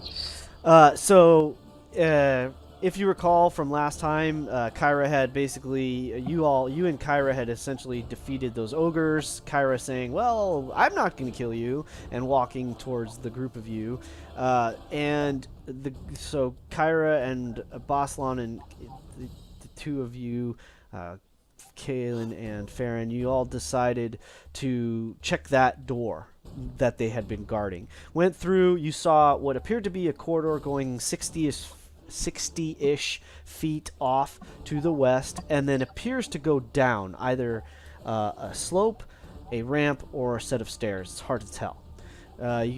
You shut that door, left the ogres, and basically said, "Don't let anyone through this room," and just, keep, stay here. Walked back across the south end of this temple that you've been walking through, essentially over to where the bullets were, in that larger chamber where they had been chained. You spent about half a minute to a minute and just hucked cantrips at the one to the south and just took it down so that you could get by it safely, and peeked down that corridor. You saw a door. You, Farron, snuck down the corridor and peeked through the door, and saw a room that I will quickly describe. Give me just a moment. That was you saw a room that looks badly damaged, collapsed columns, buckling walls. There was the one thing that was interesting in this room. There's a semicircular stone basin. It's about 10 foot wide, semicircle, and it's curiously intact. It's a stone fountain with a grinning gargoyle perched on a pedestal jutting out from the wall. That was the only thing in the room that seemed to be unharmed or undamaged. Deciding that maybe you would leave that for another time, and try to clear out this northeastern section of the area you're in, back towards the entrance you came from. The group jumped across the chasm, and when you got to the corridor that leads up to the north, heard combat. Quickly rushed down the corridor, past a T intersection where to the left was a closed chamber, or a dead end, like a rock fall had closed off that corridor. To the right there was 10 feet, and then there was a door. Skipped that door, got into this chamber which has two torches in it. There are 6 columns in this room. One corner seems like it has been crushed in. It looks like this room once was very beautiful, like marble floor, some kind of it's almost like a grand entry hall is what the feeling it gives you. There's this colonnade of 6 columns. There are 2 torches, and Farron, actually, I should have mentioned this at some point, but it just never came up before, so I'm mentioning it today. Farron would have recognized at some point that all of the torches you've seen appear to essentially have continual flame cast upon them. So they're not giving off heat, they're not giving off smoke, they just give off light. That may be useful at some point if you guys wanted to. So you came into this room, you heard first, and then saw Brugnorb facing down 4 hobgoblins and what you've come to call a burrow shark, which is one of these black earth cultists in the stone plate armor with a spear riding on the back of a bullet. Those 5 were in combat with Brugnorb. You've tried to assist him in this combat. One of the hobgoblins was already dead before you even got in the room. Kaelin threw a shatter spell at it. Kyra just sent her flaming sphere into one of the hobgoblins' backs. It got singed, and we had you had thrown a chromatic orb at it with a crummy roll at first, so Michelle used your inspiration roll, re-rolled and made it a successful hit and did some good damage to the bullet. So you used 1 chromatic orb, and that was your turn, and then we are now just finishing Kyra's turn. She's done a tiny bit of movement and a spell and a bonus action. Did you have any more movement left, Kyra, or are you pretty much done? I do have some more movement. I took 3 steps. It would have been 2 more to get through Bassilon, and Sure. I've been able to just stop. So yeah, I'm All right. gonna just go ahead and pull back behind Kaylin. Perfect. And then Bassilon quickly runs up alongside the burrow shark. Now, again with tactics and stuff, just so you're aware, if Bassilon stands here, since technically I'm saying Brugnorb is an ally, you would get advantage. Frenemy. He's not really an ally, but for the sake of this, we'll say he's an ally. And that'll give you... I was just trying to stay away from the flaming sphere. Oh no, it's You're not far gonna, enough you gotta away be that within it 5 won't feet. bother you. You Okay. have to be right next to it. Now, you said the belay looks a little bit thrashed on, right? The ballet as well as the rider, they both look... Again, in game terms, they looked bloodied. Yeah, As I'm going to does concentrate Brugnorb. my attacks on the belay. Okay. Pretty much looking probably to like cut leg arteries and stuff, just because I assume that would be easier than trying to like poke through the carapace. Sure. Sounds So I'm going to do my standard attacks here with the short sword. good. All right. All right. Okay. Perfect. So your first hit slides just harmlessly off of its natural armor. Second, you kind of like, it kind of gives you a pause for a moment. You're like, huh, that didn't work the way I thought. You take another stab with your short sword, this time slipping it right behind one of the joints and just finding the nice meaty spot you were looking for. And there's blood pours out of it. You do some good damage. Is there anything else you would like to do? Oh, actually, I was concerned to use my bardic inspiration, but you told me already it missed. So The second one hit, so if you want to add damage, you can definitely do that. It's a D8. no, I was going to use it to hit roll. I'll save it then.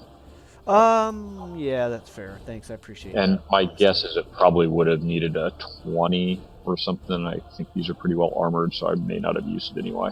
Mm-hmm. But I thought about it too late. Well, again, you can add it to the damage of the hit if you want. No, I don't want to add it to the damage. I'd rather, push a missing hit into a hitting hit, which would make more efficient use of it. Got it. I think that's all I have to do right now. All right. I didn't kill anything, so I don't get my bonus, and I think I've already used my action surge. Can't recall. Yeah, you guys haven't actually taken a short rest yet, I think. And I believe you get that back after a short rest. No, we did. Remember when Farron went over to go look at the floating creepy woman, weird looking That is non true. That is true. You guys took some time and hung out, drank some water. Absolutely. Thanks for remembering that. Because it's like, what did we do? I'm trying to remember before the ogres. So I never fought the ogres. You guys pretty much got them with magic. Yeah, so you were set. You had a short rest, so you get the benefit of short rest, and I believe you're. Yeah, it says I do recover it in a short rest. Yeah, both of them should. Your action surge as well as your what's it called?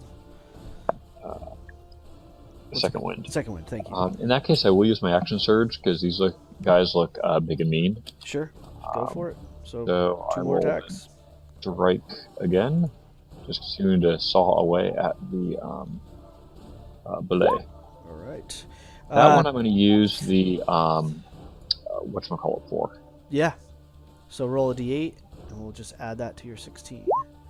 Okay, so you feeling that bolstering energy still kind of streaming from Colin's words of encouragement, you feel the resistance of the armor, and you twist your short sword in just the right way that it actually finds its way through the natural armor of this creature and cuts through and gets another gout of blood splurting out of it. That one easily hits. You sort of pull back and quickly jab it almost right in the same spot, trying to press the advantage of that hit. So that's a total of 25 damage, huh? The bullet one times leg three. collapses to the floor. It looks like it's ready to die. That would have been 36 because I hit with the original 36. second attack. I Oh, hit that's with true. third with the Bardic Yeah, so Inspiration you know help, what? That and would then have... let me do the math again. so I essentially went up and just like totally 23. snake stuck him several Okay, yeah. times. And So the passed second the, hit would have taken it down to the ground. Your last hit takes it the creature fall like all the second leg in the rear falls to the ground, and then it sort of slumps to the ground and expires. The burrow shark on riding it turns and sees you now, having not been in its fury had not been aware that you were even back there. Thought that the shatter was somehow done by this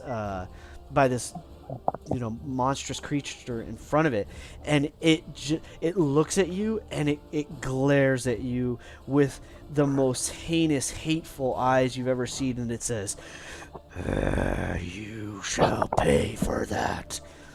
Well, I got one for him too because I'm a whatever it is, great weapon master, and I get the bonus action attack. Yes, you do.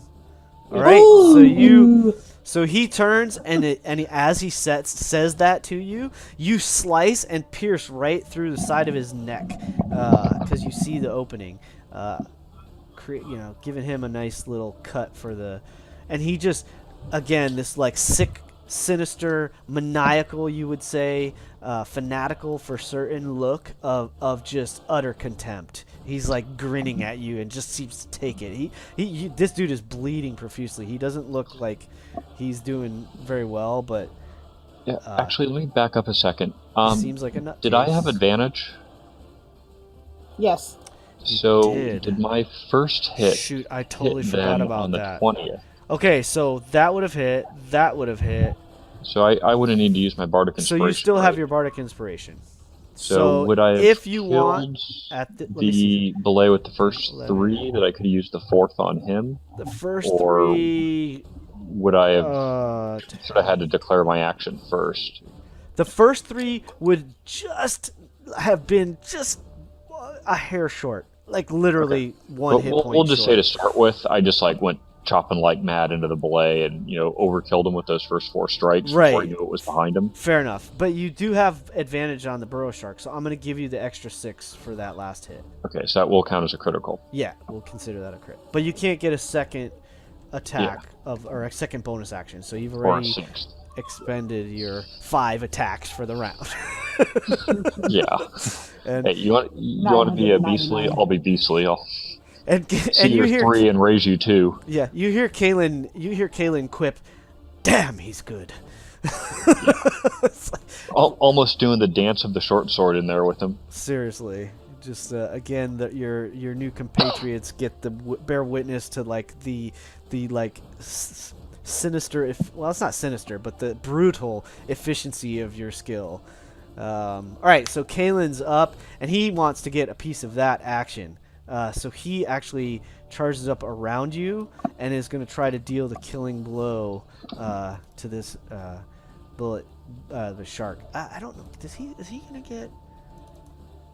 I feel like he should still get advantage as well. But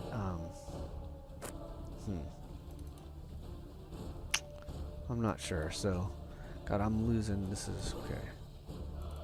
I got too much stuff going on the screen, guys. Give me a moment here. All right. I need Kalen to open up, please. There we go. All right, so he's going to take a couple slices with his longsword. So he gets, if I remember, he gets 3 attacks. Silvered. First attack. Misses. Second attack. Misses. He's just clanging off this guy's armor. It's like ching, ching, and again, fighting a plate armored opponent, it's not tough. Finally, his third attack, he recognizes his kind of error with the first two, and he goes for one of the soft joints and makes a cut to the tune of a nice fat 10 points of damage. A little soft crit action there.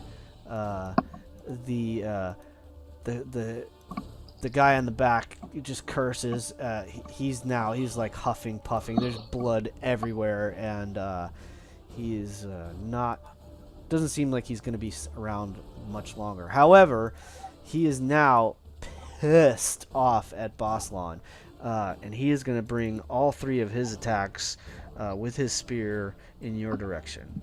So he's almost turned around in the saddle, standing up. First one, 18 hits, I think, or does not. I am AC 20. 20. Oh, yeah. Plus 3 defensive duelist, which let me look up. That's included, I think, already. What armor are you wearing? Add proficiency bonus, so I'm plate mail and shield. Which is 18, I think, or is that 20? Dexterity 16. You don't get dex when you wear plate. So defensive duelist is I get the proficiency bonus to my armor class versus one successful melee attack whenever I'm wielding a finesse weapon, which is why I use the short sword. Right. Okay, so one attack you get. So let's say the first attack each time that would be successful, you get to bump 3. So his first attack, but you have with plate and a shield. Actually, you might be at 20. Yeah, the shield gives I've got it 2. written as my base is 20, and I get plus Yeah. 3 Yeah, defensive. that makes And the sense. second one I would parry, That makes sense. and then I'm, Double check. his third attack is, fair game. We'll see what happens. Plate is 18, shield is 2. Yeah, so you're set. All right, so you parry his. So it's the first one chinks off your shield. The second one is about to. I mean, it's going straight for your throat, and you've been in enough combats. You whip your short sword up just at the right moment and deflect it to the side. It just shoots right past your shoulder. His third attack is ultimately successful. He's wearing you down on some level, and he is. So the two of us are just like these mad poking machines. Yes, that's exactly what's happening right now. So he pokes you for 10 hit points. Okay. Is it magic or non-magical? That is non-magical. Okay, so I get, So you because can one of reduce these it. skills, the Heavy Armor Master, Yep. 3 less damage Yep. from. So you take a total so of 7. I'll take 7. So Right. I sort of grunt as he, sticks me and it pushes through the chainmail or something. Okay. I growl at him. All right, so he takes half.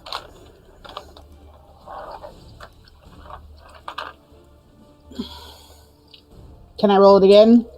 Since it's a new thing, or do you want me to just keep what I rolled last time? Let's roll it again.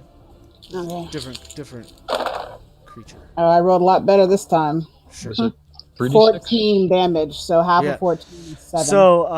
So as he, how's this gonna? Shit. You know what? He's not a dumbass. He probably wouldn't have stood right next to the fire. That's fine. I'm pretty sure one of them would get an attack of opportunity if he's gonna walk that far away. Yeah. You know, Michelle, I'm gonna say he's like standing right here, essentially. Like he kind of spins around. Well, his mount died, so wouldn't he sort of have to roll off or hop off?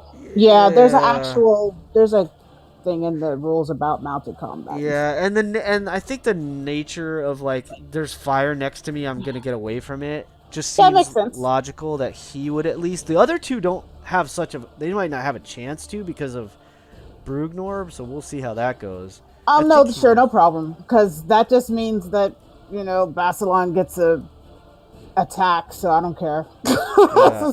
Well, he might. I mean, see, so I think he's gonna be standing like riddle. He's like right here. Does that make sense? Okay. Right. Oh, okay. Still beside his mount, but essentially occupying the same space. All right. All right. So then it's Farron's turn. What's Farron gonna do? Reed? Can you, I'm sorry, Gregory. Yep. Would you mind making it smaller? I can put a with the leg different. to- Yeah, here I'll do this. This will make it a little easier. where he We'll is. put him right there. Does that work? Yeah, that works. Okay, perfect. I'll be back in a minute, guys. I got a while till my initiative's up. Sure. Yeah.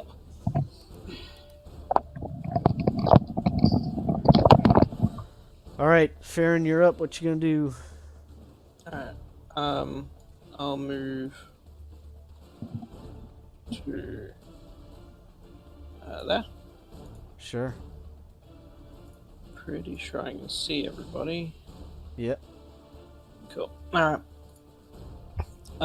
Then I will pop out the Wonder Magic Missiles. Oh, nice. I'm gonna burn 4 out of it, so I have Okay. 1 charge left. So this will be a 4th level magic missile. Okay, so one at each of them. Yep. So that'll be 6 missiles. Oh, 6. Oh, okay, Yeah, so yeah. The first one's 3. 3 and then plus- each one yeah, adds an extra 3. 1. Yeah. 4, 5, 6. Got it. Okay, perfect. Yeah. Alright, so Hey, wait, is that how the wand works too? I don't remember. yeah, It's been it ages. basically just behaves the same as a Okay. spell. And then do you have to? It has charges, so you just Yeah, have it to gets recharge back it. 1d6 charge every day, and if I expend the last charge, I have to roll a d20, and on a 1 it crumbles, so that's why I'm leaving it to Perfect. have one more charge. Excellent. All right, got you. So yeah, for 1 charge, you cast the first level version of the spell. Perfect. Alright, so Just and that'll you're keeping be- track of the charges, yeah. yeah, Perfect. yeah, I got like 2 places where I'm keeping track of it. Alright. I'm shooting the hobgoblins. So, oh, wait a minute. Oh, I don't have my awesome roll dice thingy. Okay.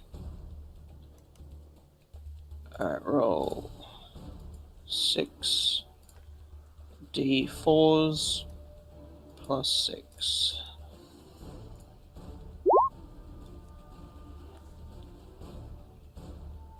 Okay. Okay, hold on. Sorry about that. So, So what I'll do is oh, I'll just that's go. perfect. Yeah, each one of those is +1. I love it. That works great. Yeah.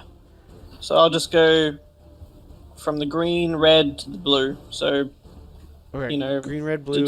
yeah. So that's detract. 2 +1 is 3. The total is 21. So I guess like if if the green takes all of 21, then and he's still alive, then yeah, just targeted green. But if he dies, then remainder goes to the red one.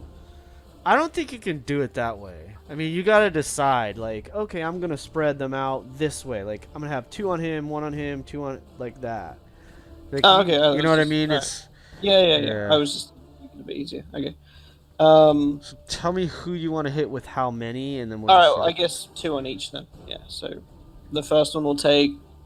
Okay, so you're going to try to 8. wipe out the... Because the guard, look, I mean, he's on his last leg, dude. He's hunched Yeah. over, bleeding everywhere. 1 more hit's going to take him out. So, yeah, you could probably take out the goblins if you do 2 for each. Yeah. So that I'll do. Yeah. The green one will have 2 hits. Okay, so the Red green will have guy 2. takes 2, 6, 7, 8 points of damage, which I think is enough to take him out. 8. Yeah, The it next is. one takes. The red guy takes 7. 5, 6, 7, which is enough to take him out. And the one that 5, is 6. untouched, the blue one, takes 6 damage. Yep. Okay, so he is still standing. But somewhat demoralized. So anything else for Farron?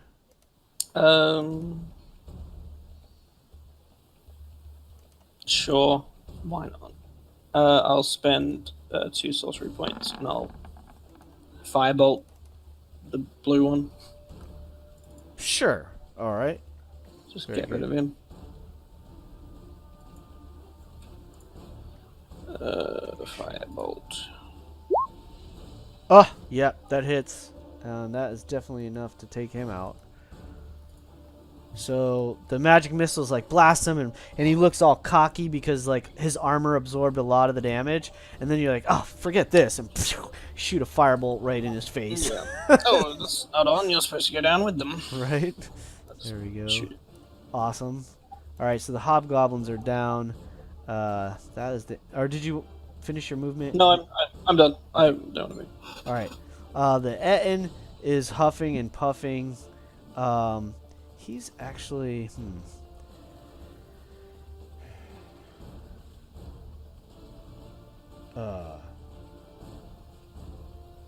He's going to hold his action, I think.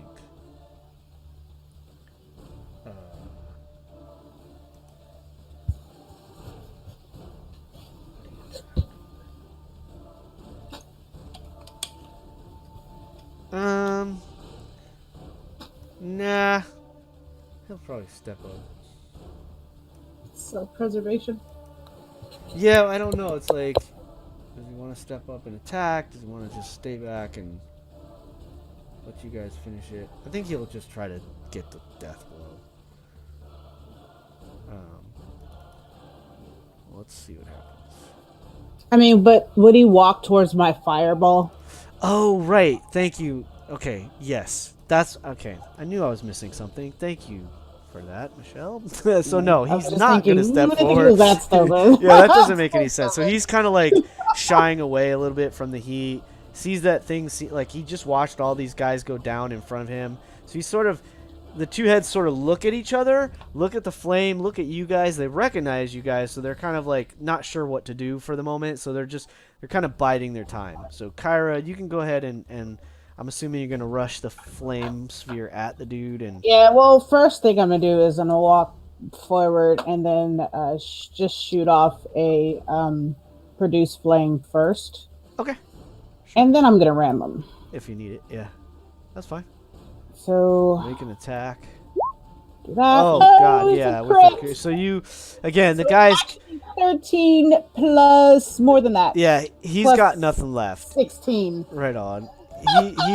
He's got nothing left. The dude he's on his last leg already. His mount that he probably loved just died. He's just kind of like, even with this sinister, sick, twisted grin on his face, he's like, you can tell the guy's not got any fight left. And you engulf him in flame, and there's this last like and then he just collapses literally on top of the blade. I just run my fireball over him a couple times just cause.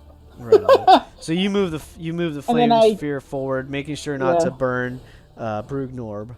1, 2, 3, 4, 5, 6. Yeah, and then I move it here just so I can see a little bit more up ahead. Okay, super. So it's obviously, you can tell this door has collapsed. The room is again. It looked like it was great, but apparently actually, it's in disrepair. Can I do something else than that?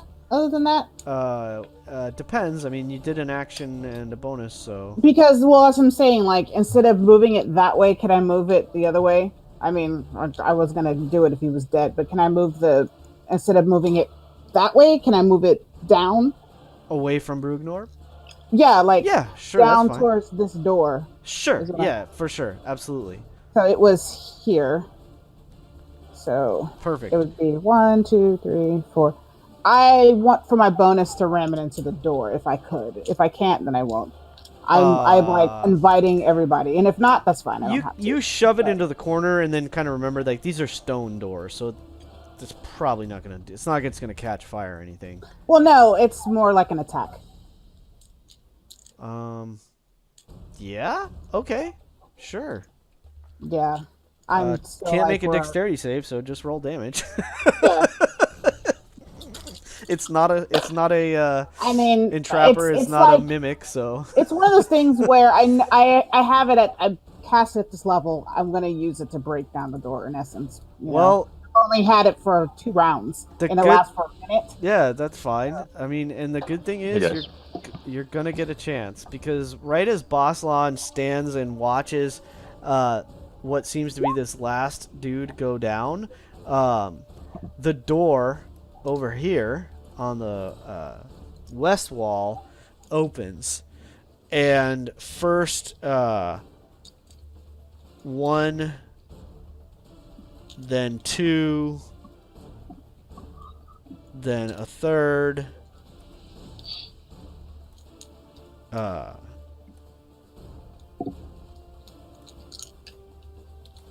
Durgar come piling out. What you've come to recognize as Durgar come piling out. And they actually kind of have a battle charge. They move in. One of them is actually going to come. Is going to have some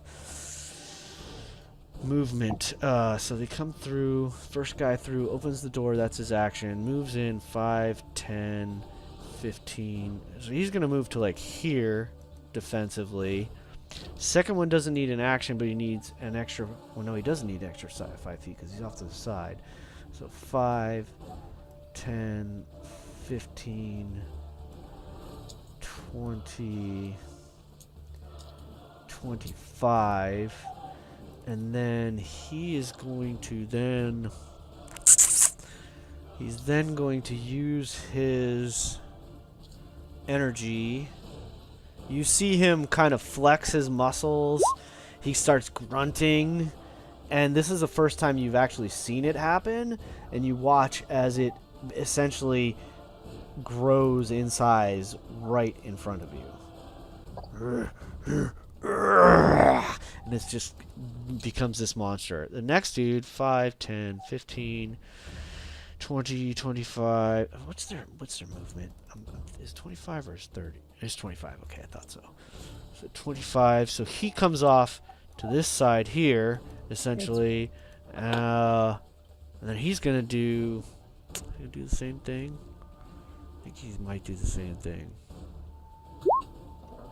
No, he's not. He comes out, and he is going to shoot a crossbow bolt at someone. But you know, we're getting. Let's see. Do we want to stop at 11, or can we? Yes. Yeah. All right. So I'm gonna just position them. I'm gonna finish them, and we'll let Boslan take his action, and then we'll leave it at that for the night. He comes out, and he's gonna take a shot. There are 1, 2, 3, 4 targets. And Brugnorg. Well, I'm including Brugnorb. I'm saying Kyra's sort of safe because she's more to the back a little bit. And even Boslan, you're sort of got a little bit of cover from Kaelin. So I'm going to we'll do 3. 1 or 2, it'll be Brugnorb. 3, 4, Kaelin. 5, 6 will be Farron. Actually, I'm going to say 1, 2, 3 is Brugnorb. 4, 5, Kaelin, and 6, Farron. So that seems a little more. All right, so he turns and shoots at Kaelin.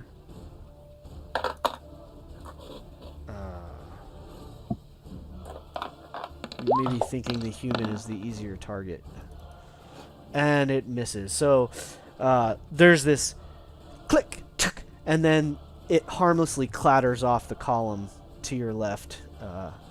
Boslan and Kaelin. He steps aside, it bounces off my armor. I'm like, hey. Right, pretty much. Dick. Seriously.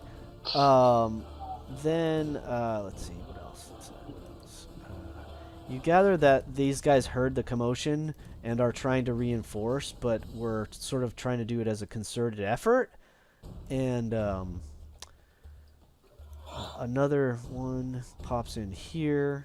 He's going to do the same thing. Last one comes out here, and he's going to also enlarge. So this green one is going to...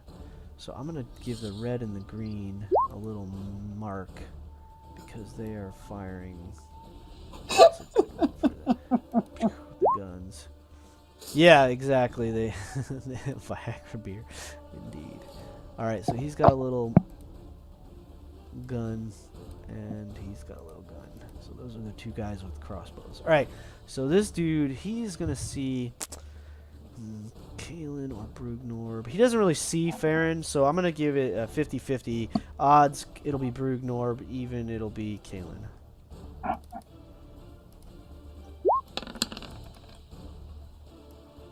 All right, so Brugnorb takes a shot at him. The burrow shark is dead. The bullet is dead. I need that. Crossbow.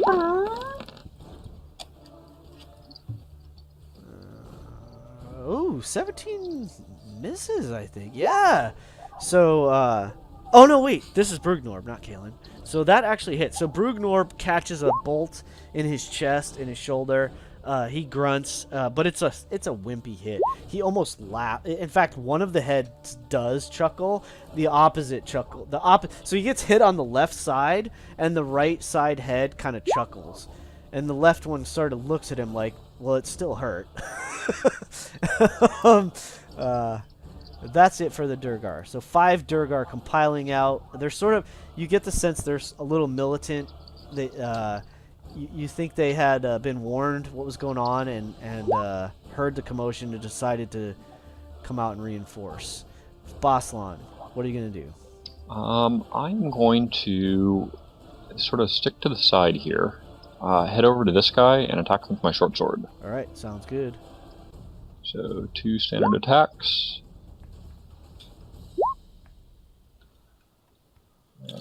Second one obviously missed. Okay. Would a 21 hit?